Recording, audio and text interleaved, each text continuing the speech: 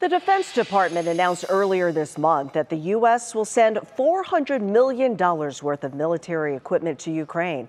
The U.S. has sent more than $30 billion of war supplies to Ukraine since the invasion began on February 24th of last year.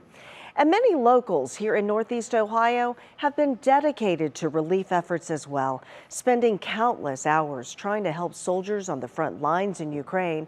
Bree Buckley has followed one Parma family for months with deep ties to their home country.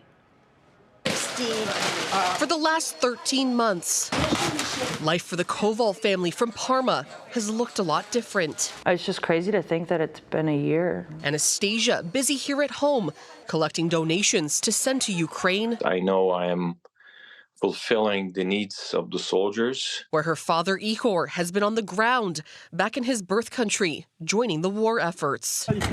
Doing all he can to deliver those necessary supplies to soldiers on the front lines.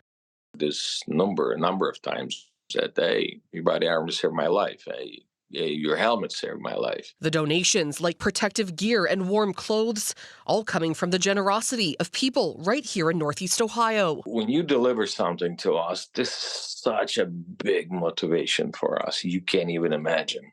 And then I go back to them, guys, you are such a big motivation to me. So it's a very good, positive circle that we're creating here with this charity. His daughter joining him multiple times to help make those deliveries, extra large, seeing it through from start to finish. It just really changes things in the sense that you understand that what you're doing here, thousands of miles away, really is saving lives or helping impact the lives of these people who are risking their life to protect your culture, your identity. Even bringing a piece of home to a soldier in Ukraine whose family settled as refugees here in the Cleveland area. They gave me a little drawing that the little one did. He's a 6-year-old boy. I just remember the look in his eyes. He started, he didn't cry, but he definitely teared up. And he's like, I don't even know what to say. As thousands have been killed and millions more forced out of their homes, the two say this is their obligation. They defending something that made me who I am.